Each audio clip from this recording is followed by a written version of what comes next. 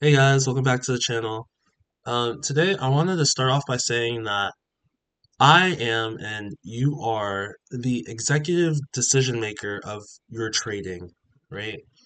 That means for every entry, for every exit, for every decision that you make when it comes to trading, you are the executive decision maker of your trading. Trading should be treated as a business. It is not something that you do as a hobby. It's not something that you do for fun.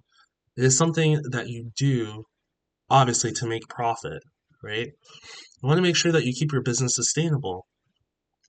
So, if the operating system's not running well, if things aren't going according to plan, you always have to have a backup plan. You always have to make that decision to not follow through with something that could be costly to your business, right? That is something that a chief executive officer would do. For our trading, we are the only ones that we answer to, right? We don't answer to anyone else. Yes, I have a YouTube channel, right? And of course, there are comments sometimes that tell me to trade a certain way or tell me that I should be doing this or that. But at the end of the day, I do not answer to anyone, just like how you guys do not answer to anyone either. We all answer to ourselves, and that's it, right? So when it comes to trading, when it comes to your style, how you want to trade, when you want to trade, you're the ones who make the decisions. I am the one who makes that decision for myself. For myself, I know I trade volume profile. I trade from 8 p.m., which is Tokyo Open, to 10 p.m., right? And if I don't get a setup, I hope, and I should not, be trading at that time. I was listening to trades with Jess um today, and one of the things that she said in one of her videos is that she basically has like a list, like a full list of things that she tries to abide by for her rules, and she looks at her list or her rules as like a drill sergeant, right? And if you're, let's say you're in the military, for those who have been in the military before, they know that if you're not listening to your drill sergeant, you're messed up for a milder term there, you know? And it should be the same for trading. If you have a set rule set, right? If you have a set way of doing certain things and you know that it works, why would you veer away from that? Why would you get away from that?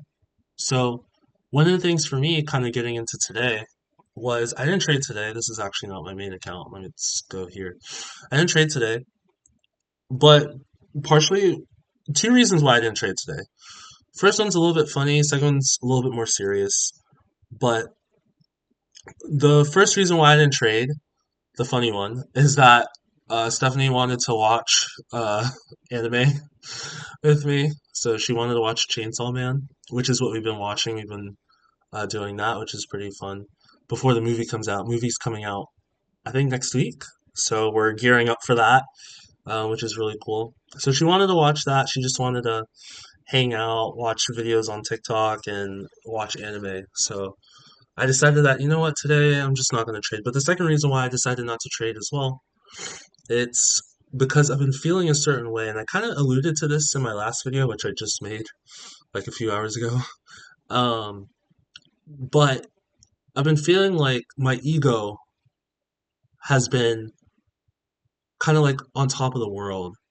I've always had this issue, even when I was younger too, where I would have this like God complex, right? Not saying that I always went around like believing I was better than everybody because I never did. In fact, I knew that I was someone that never had natural talent, right? Most of the things that I've gotten good at, I've had to work for even to this day. So I'll never believe that. But when something strokes my ego or someone strokes my ego, or when people are telling you that you're doing well or telling me that I'm doing well, I'm kind of like Chopper from One Piece, where Chopper loves compliments, right? And like he'll like be so giddy over a compliment. And I'm still the same way. I've worked on it for the last 5, 6 years, but I'm still that way to an extent, right? So when I look at the chart and I look at my performance and I'm like, wow, look at me. I've won. I've had eight out of the last 10 trading days for myself have been winners. Oh, like when I get like that, that's when I realize that I really shouldn't be like that, right? And if my temperament is like that, if my mentality is like that, even if it's subconscious, even if it's just slightly seeping through, I know that it's not going to bode well for me until I fix that, right? Until I temper that down.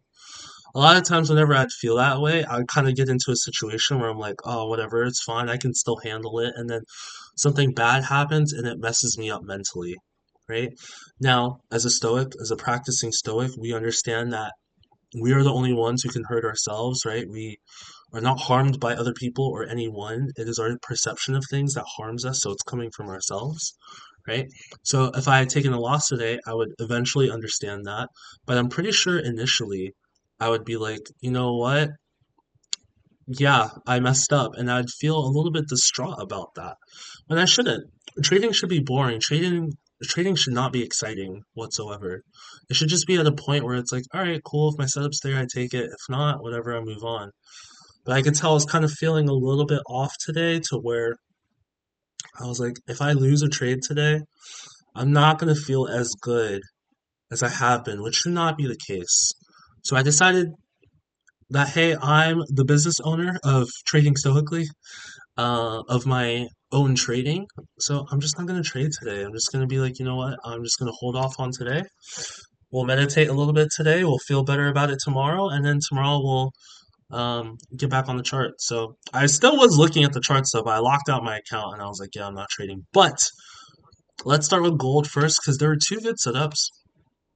One on gold and even one on MNQ as well. So here, gold, this is what I was looking at first. First, trend bullish, clearly. However, initially we were in chop, but then we had this huge breakout. So, I mean, this pretty much confirmed. Before in the past, I would wait for VWAP for a bounce and then head higher, but I'd only be heading for value area highs. So for me, it's not giving me good risk reward. We did come down to this VWAP.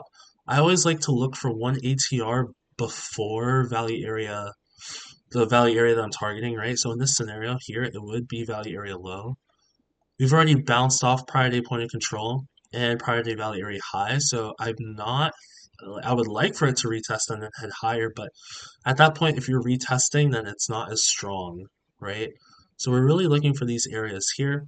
One ATR from this at the time, ATR was about 2.4. So at this point right here, I'm looking for the 136 level, which we were pretty close to it. We did get to it actually. So if I wanted to, I could have added here. Again, at this time, I already locked my account.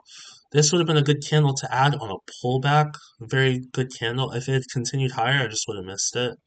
So I probably would have added on this candle right here, right? This little hammer as well. You can see there's a reverse hammer here, so it's making a doji on the 2-minute chart, right? But we trade the 1-minute chart. So that probably would have been it. I'd probably be looking for something higher volume. Maybe this candle as well. Maybe there.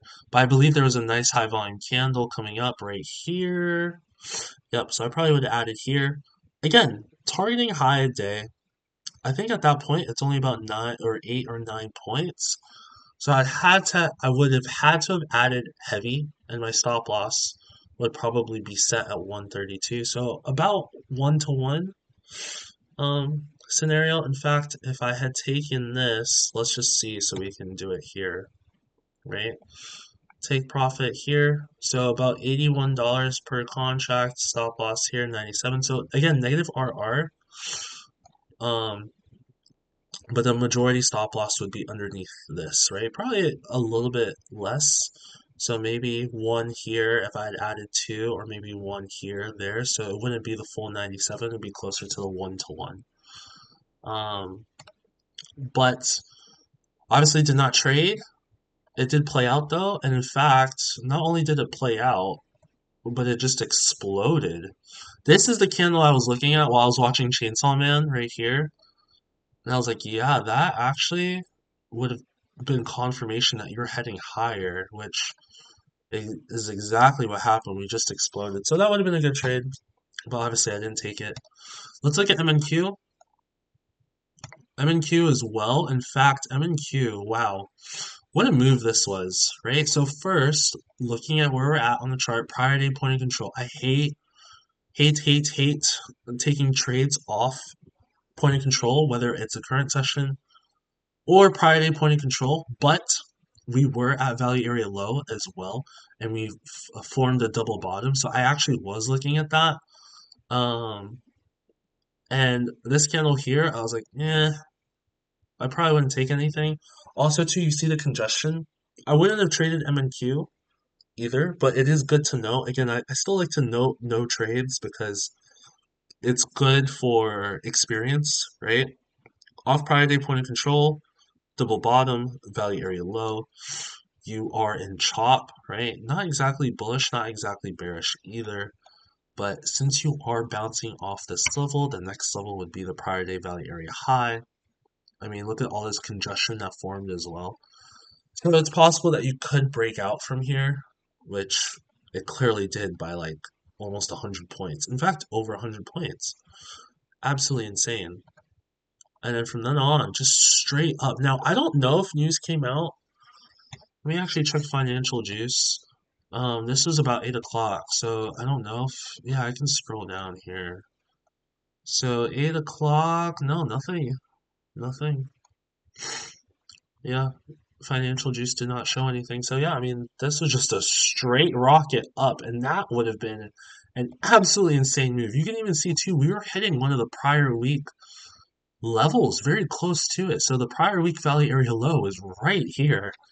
That is absolutely insane. So congrats to whoever took that move, but I again did not take that. So yeah. But anyway, yeah, guys, I just wanted to say that again, you are the sole decision maker for your business, right? And trading is your business. So whatever you decide to do, you have to own up to it. You have to be accountable for your decisions. Um, and if you blatantly do something wrong, you just have to own up to it, right? It doesn't mean that you chastise yourself for that and act like Dobby from Harry Potter and just start hitting yourself. But what it does mean is that you just have to learn from it and understand why it happened, how it occurred, and what you can do to prevent it from happening again. So, anyway, guys, that is it for today's video. I hope you guys are doing well. Hopefully, you guys are trading well. And yeah, keep trading stoically.